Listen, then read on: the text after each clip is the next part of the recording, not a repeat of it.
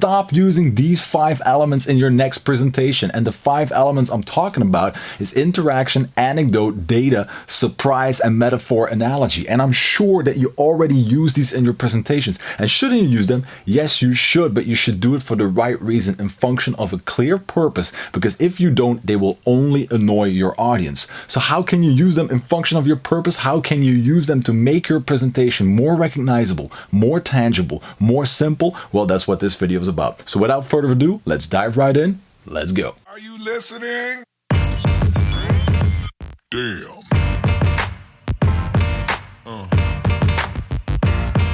Yeah. So the 5 elements, interaction, anecdote, data, metaphor, analogy, surprise, contrast, in which order, but these are the 5 elements. So you can use them, but you use them in function of a certain purpose. And I'll run you through it. And it's just easy questions you can ask yourself to decide if the point you're trying to make will be amplified by one of these 5 elements. If the answer is no, don't do it. Because a good presentation doesn't need interaction.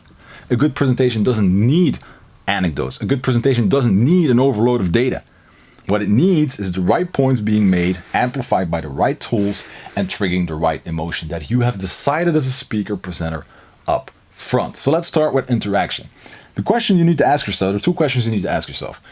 One is, if you're going to ask a question, does it add value to you as a speaker? Do you learn something from your audience that you can use in your story now or later on? Does the audience have the feeling that you just asked something that brings value to you and your story, so that will also automatically bring value to them because the story gets better? Let's say you're talking about food and you ask people who here love sushi because you're going to make a point about raw fish. Now you know who likes sushi, and you can use these people and their answers in the point about raw fish. That's useful. Then use interaction. Second question you can ask yourself with interaction is, does this interaction help the audience to think about my point or experience my point on the spot? If that is so, then interaction is a good idea. To give you a short example, I sometimes come on stage, ask people how much is 2 plus 2. They will answer 4. Then I will ask them a more difficult equation. Some people will think about it. There's always one person that finds it. And I ask the other people, who here was like, someone else is going to solve this for me? More than 60-70% of people will raise their hand, laugh, and be like, Mark, I didn't even bother to solve it. But that's the whole point. I ask you this because I make a point about how fast people's brain tap out when they hear difficult information. And their brain just tapped out on the spot. So the interaction was relevant. And people are like, oh my God, I just did that. It's useful.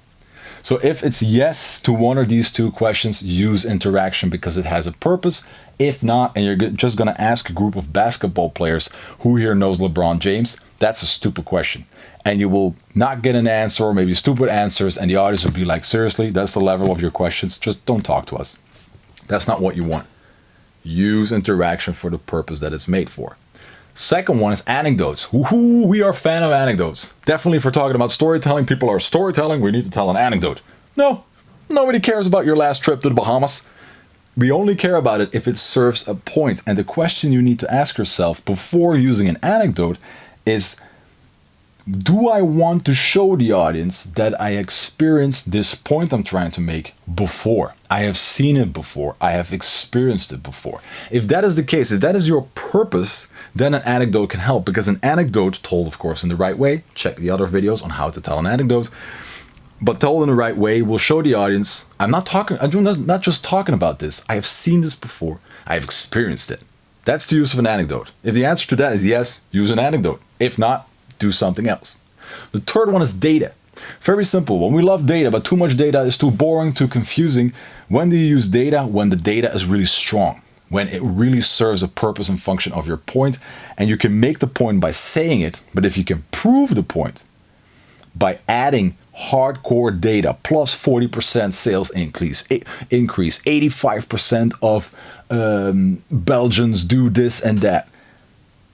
Once people see facts and figures and you really stress certain data, your point will become true. And of course, I urge you to use the right data and tell facts and tell the truth. But even if you use things that aren't true, if you show them data, most people, when they see data, they say, this must be factual. this must be true because there's data about it. That's the whole with scientific research. You can prove anything. Of course, tell the truth and use the right data, but that's the purpose. So if you want to make it hardcore, use the data. If not, you're only going to confuse them, bore them, use something else. So if interaction, anecdote, data, the fourth one, I wanted to say the third, the fourth one is your metaphor, your analogies. This is very simple because that is the purpose of metaphors and analogies. If you have something in your presentation that is so hard to explain, even for you as an expert, and you're like, this is going to take too long to really dive into what I'm trying to say, use a metaphor and definitely an analogy. Compare it to something they know from their world, to something that is practically the same of what you're trying to explain. Metaphors and analogies help people to grasp difficult content. It makes things very, very simple. So if you're at a certain point in your preparation, you're like, too hard to explain, probably a metaphor or analogy will do the trick. Find the right one. The internet is full of it. You have ChatGPT. You can ask a gazillion examples and put it in there. And then the last one is surprise, contrast. The purpose of that is to keep people's attention, to shock them a bit, to give them something they do not expect, or to compare 2 points with each other and exaggerate it a bit so the point that you're trying to make, it becomes overly clear. It's the basic foundation of comedy. You have a setup and you have a punchline. The bigger, the more surprising the punchline is, so the bigger the joke actually is, the more laughter you will get, because people think you as a comedian, you go from A to B, you go from A to B, and then you go to C, and they never expect C. And if you even go to D and it's still linked to A, people will be like, oh my God, never saw that one coming. You get big laughter. Your job is not to get laughter because you're in a business context. If you're a comedian, I urge you to write great jokes. But in a business context, you just want to use the surprise and the contrast to make it more obvious the point you're trying to make, or surprise people that in a longer presentation you have some ups and downs and people get triggered with dopamine and they regain their attention, because as you know, we have a very short attention span. So those are the 5. Interaction, value, think, experience. Anecdote, experienced it before. Data, factual, want to prove stuff.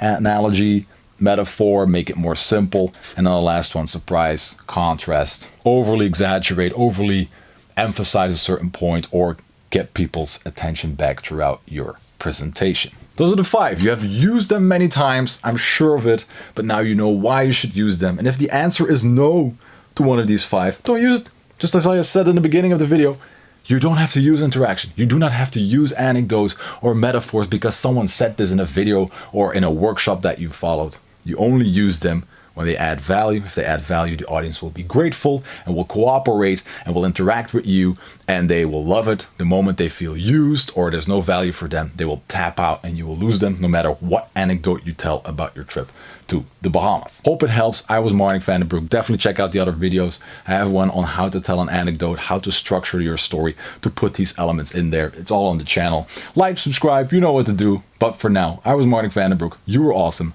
Bye-bye. Are you listening? Damn.